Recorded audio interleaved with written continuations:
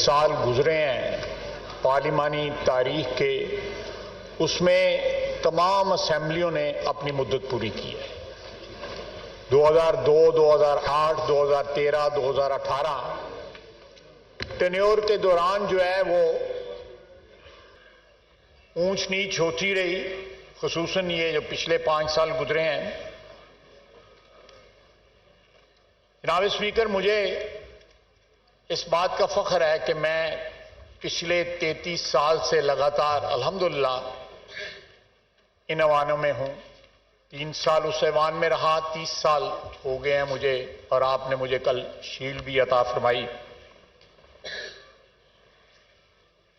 एक पूरी तारीख है 3 दहाइयों की, जो यहां पे और भी मेरे साथी सीनियर यहां पे बैठे हुए हैं जिन्होंने विटनेस की, और मैंने भी उनके साथ विटनेस की। अभी मेरा भाई ब्रजेश ताहिर मुझसे बात कर रहा था कि बहुत अरसा हो गया है, उम्र भी हो गई है। मैं जब आया था 40 साल का था, बाल जो थे काले थे, आज जो है सारे की सारी चांदी हो गई है।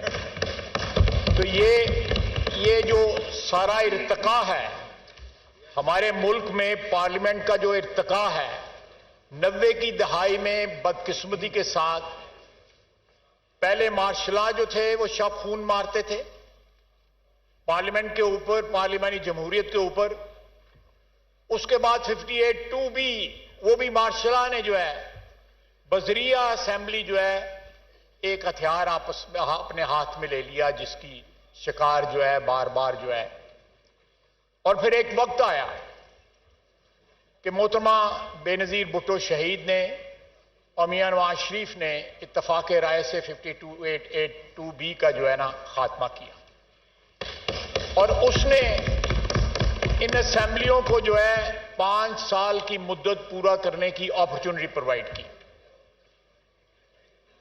फिर एक ही जो है वो रह गई हथियार, जो है वो मार्शल का हथियार था, जो अल्हम्दुलिल्लाह पिछले 24-25 साल में 99 के बाद जो है इस्तेमाल नहीं हुआ।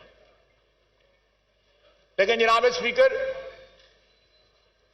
मैं कोई कंक्लूजन ड्रॉ नहीं करना चाहता, या खुदा न खास्ता जो है मैं पिछले 10 या 15-20 साल की जो हमारी पार्लियामानी तारीख है उसके ऊपर कमेंट नहीं करना चाहता। लेकिन मैंने देखा है वक्त के साथ जो है हमारे यहां पे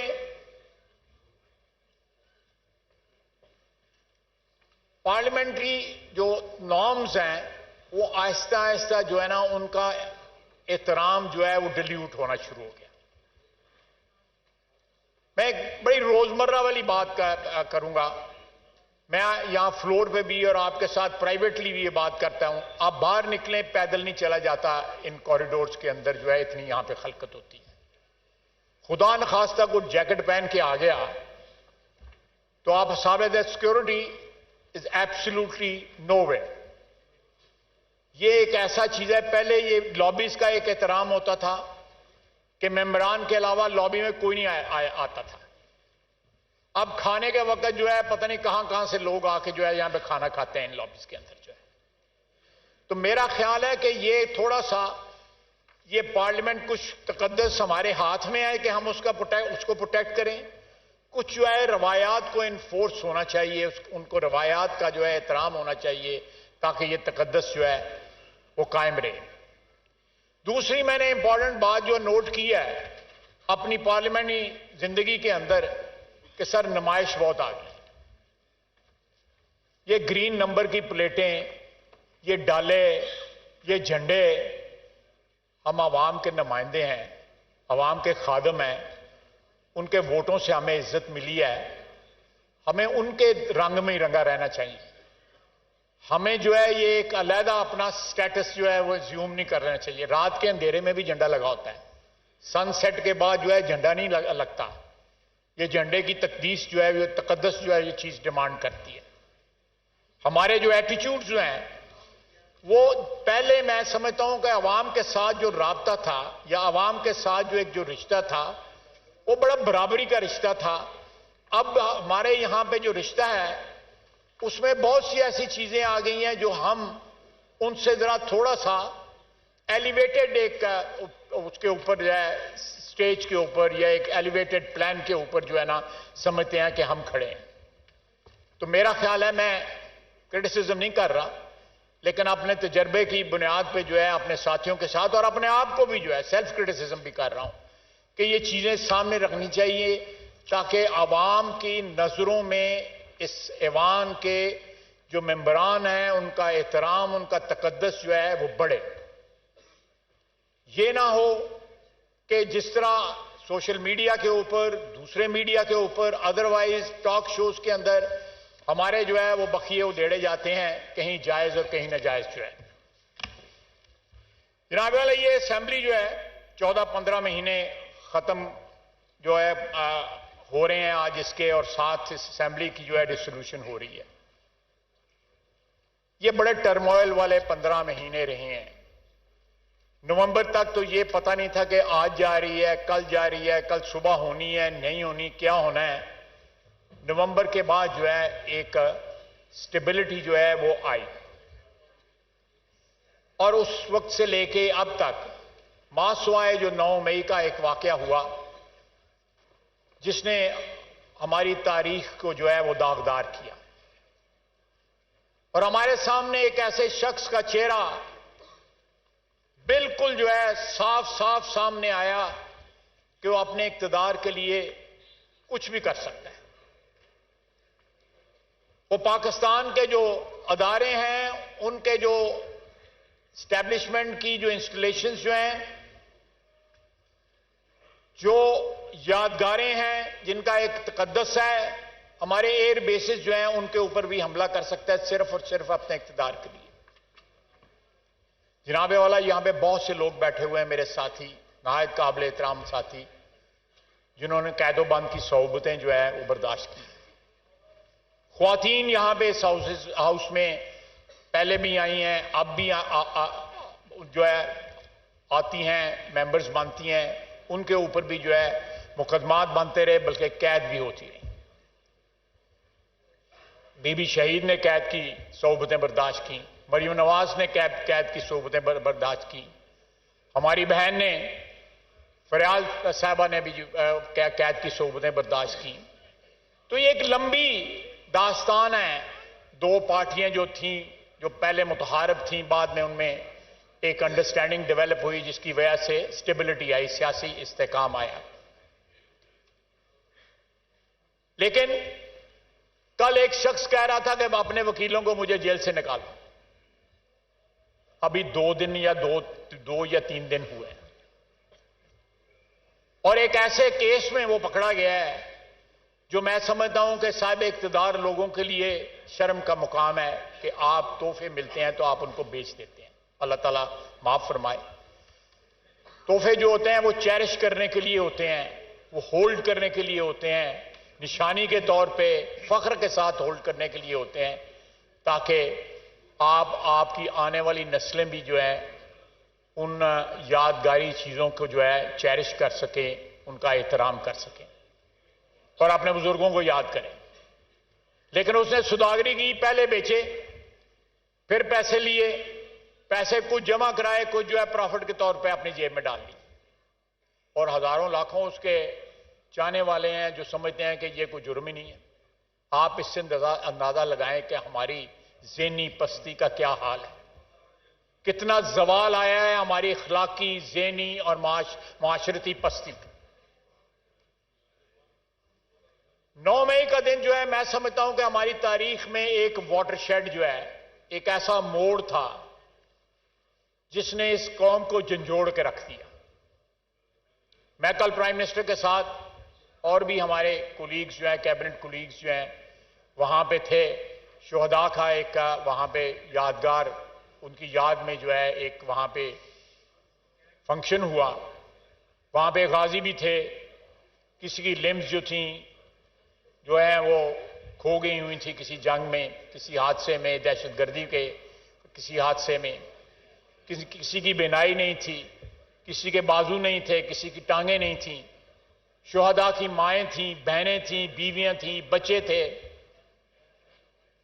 जो कौमें अपने मौसमों को याद नहीं रखती, वो कौमें जो है मिट जाती हैं, सफा हस्ती से तारीख उनको बुला देती है।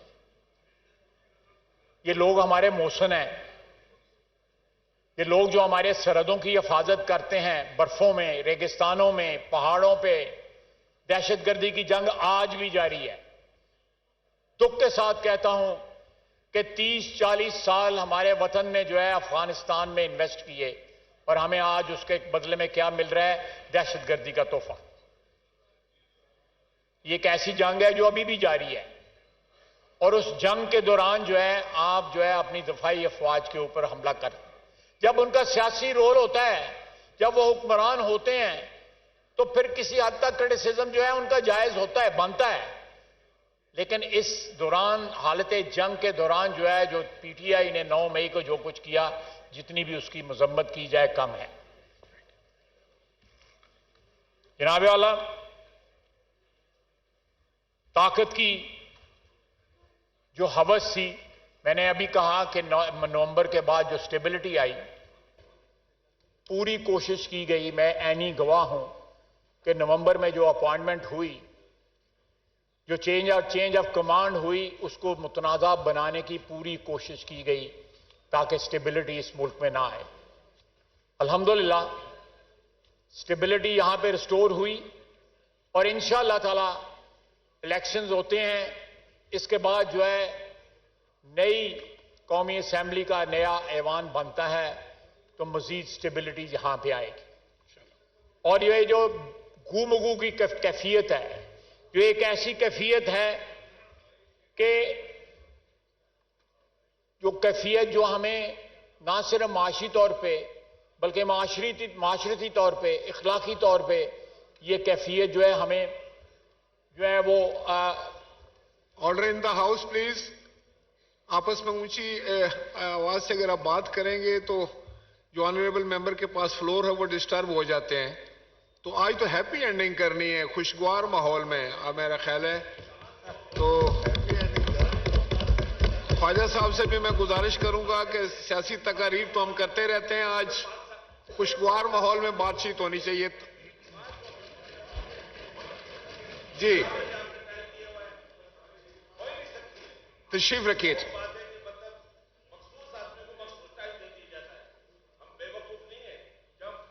आप तशरीफ रखिए सलाउद्दीन साहब, आप तशरीफ रखिए। अभी तो मैंने कहा है कि आज तो अच्छा मूड रखें, खुश रहें, मुस्कुराएं।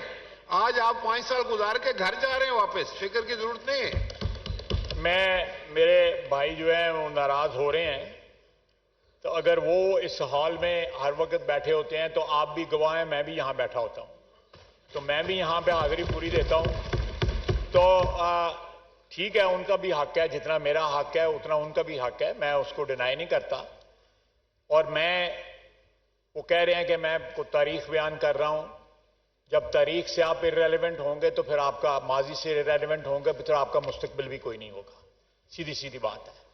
मुस्तकबिल तब बनता है कौमों का जब वो अपने माजी को जो है वो रेलेवेंट रखें। जो है मैं वाइंड अप करते हुए जनाबे कुछ थोड़े से मिनट में, जनाब स्पीकर, इस इलेक्शन में और आने वाली असेंबली में सबसे बड़ा इशू जो है वो इकोनॉमी का होगा। जिस तरह इस वक्त हमारी महंगाई जो है हमारे मुल्क के अंदर बाइट कर रही है अपने एक आम शहरी को, उसका अंदाजा शायद ही हम लगा सकते हैं। मैंने पहले भी अपनी तकारीर में कहा कि महंगाई के और मुल्क के सॉल्वेंट होने के, मुल्क के खुद कफील होने के तमाम तर जो रिसोर्सेज हैं वो इस मुल्क के अंदर हैं, और उसमें अदलिया का बहुत बड़ा रोल है। अगर अदलिया जो है वो अपना सियासी रोल जो है थोड़ी देर के लिए सस्पेंड कर दे, जो उन्होंने सियासत में जो है मुदाखलत शुरू की है, और अपना अदालती रोल जो है उसके ऊपर जोर दे। जनाब स्पीकर, 2,670 अरब रुपए के FBR के केसेस हैं अदलिया के पास पेंडिंग। 2670 अरब रुपए के। अगर इनमें से 50% भी जो अगर रिकवर हो जाए तो आपके पास जो है तकरीबन 6-7 अरब डॉलर जो है वो आ जाते हैं, लेकिन किसी की तवज्जो नहीं है उस तरफ। इसी अदलिया के सामने एक स्पेक्ट्रम का, मुझे नहीं पता स्पेक्ट्रम क्या होता है, लेकिन ये हमारी जो मोबाइल टेलीफोन है इनका स्टे दिया हुआ है, दहाइयों पुराना स्टे है, 15 साल पुराना स्टे है। $700 मिलियन का अगर स्टे वेकेट हो जाए तो वो बिक सकता है। $700 मिलियन का स्टे दिया हुआ है, क्योंकि स्टे जिसने लिया हुआ है बहुत बड़ा आदमी है। उसका नाम नहीं लोग लेते, उसको रियल एस्टेट टाइकून सिर्फ कहते हैं। एक और कंपनी है, उसने 21 अरब रुपया देना है, उन्होंने 16 साल का स्टे लिया हुआ है। एक और कंपनी है, उन्होंने 70 अरब रुपए के ऊपर स्टे लिया हुआ है। सर ये आप जो मैं आपको कह रहा हूं, ये 1.5-2 बिलियन डॉलर तो ये बन जाता है 3 केसेस में, 4 केसेस में, जिस पे अदलिया ने स्टे दिया। अगर मैं ये बातें करी तो मुझे तौहीन अदालत में को पकड़ लेगा। मैं इसलिए यही बातें यहां पे कर रहा हूं कि मुझे यहां पे इम्यूनिटी है और आपकी प्रोटेक्शन है। यहां पे जिस मुल्क में टैक्सेस का ये हाल हो कि आप रिकवर नहीं कर सकते, आप गवर्नमेंट का या हुकूमत का जो हक है, जो पाकिस्तान की आवाम का हक है, वो रिकवर नहीं कर सकते, वो मुल्क किस तरह सॉल्वेंट होगा? दूसरा जनाब स्पीकर, 4000 अरब से ज्यादा इस वक्त सर्कुलर डेट है हमारा, गैस का और बिजली का। आप उसमें कमी कर रहे हैं। करप्शन जो है, जिस तरह हमारी करप्शन आहिस्ता आहिस्ता हमारे मुल्क के जो माशी ढांचे को खा रही है, बिजली चोरी, टैक्स चोरी, गैस चोरी, आप अंदाजा नहीं लगा सकते कि शहरों के दरमियान बड़ी बड़ी मार्केटों के अंदर 82% जो है वो बिजली चोरी होती है। 80% आप वजीर रहे हुए हैं इस महकमे के। सर ये मुल्क किस तरह सॉल्वेंट होगा? नहीं सॉल्वेंट हो सकता जब तक यहां पे जो करप्शन, और ये हमारी जो करप्शन जो है, पावरफुल तबके की करप्शन जो है, वो एक्चुअली पॉवर्टी को फीड कर रही है, वो गुर्बत बढ़ा रही है, वो महंगाई बढ़ा रही है। हमारे पास रिसोर्सेज फ्रॉम विदिन है, हमें किसी IMF की जरूरत नहीं है, किसी वर्ल्ड बैंक की जरूरत नहीं है 1-1, 1.5, 2-2 बिलियन डॉलर के लिए। और जब हमारे मुकदमात जो है यहां पे कई सालों से, कई दहाइयों से अदालतों में जो है, मैं ये मसला सिर्फ इसलिए उसका जिक्र कर रहा हूं कि कम से कम हो सकता है कोई जज साहिबान जो है वो सुन लें और उनको थोड़ा बहुत जो है कोई आ जाए ख्याल कि पाकिस्तान जो है उसको माशी तौर पर उसका इस्तेकाम जो है वो भी जरूरी चीज है। वो एक जज था, उसने डैम फंड इकट्ठा किया था, वो 10-12 अरब रुपया पता नहीं किधर है उनके पास। उसकी आज नेट प्रेजेंट वैल्यू क्या रह गई होगी पिछले 5-6 साल के अंदर या 7 साल के अंदर क्या रह गई होगी? उसकी कोई इन्वेस्टमेंट नहीं है, ना उस पर कोई रिटर्न है।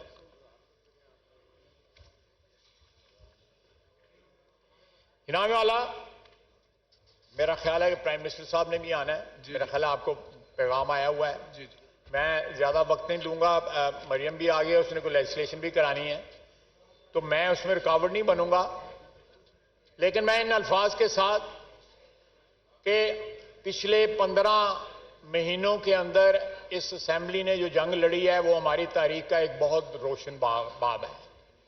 हमारी पार्लियामेंटी तारीख में शायद ही कोई ऐसा मौका आया हो जहां पे साबित कदमी के साथ जो है एक हाउस के मेंबरान जो हैं वो खड़े रहे हों और उन्होंने टर्न अराउंड तो नहीं 100% कर सके, लेकिन कम से कम जो है एक बहुत बड़ा खतरा जो है दिवालिया होने का मुल्क का जो है टाला और हुकूमत के साथ खड़े रहे, चाहे वो अपोजिशन थी, चाहे हमारे इंडिपेंडेंट हजरात थे, सब ने मिलके ये इस पार्लियामेंट के अरकान ने कोशिश की कि ऐसी सूरत हाल पैदा ना हो जिसमें किसी के हाथ कुछ ना रहे। और मैं इन्हीं अल्फाज के साथ अपने दोस्तों से, अपने भाइयों से, अपनी बहनों से तवक्को रखता हूं कि अगले इलेक्शन में जो है सब लोग वापस आएं और बेहतर परफॉर्म कर सकें। जो कंपल्शन या रुकावटें और जो खंडरात जो है पुरानी हुकूमत जहां पे छोड़ गई थी, हम अभी उन्हीं को संभाल रहे हैं। उस पर कोई अमारत तामीर नहीं हो सकी।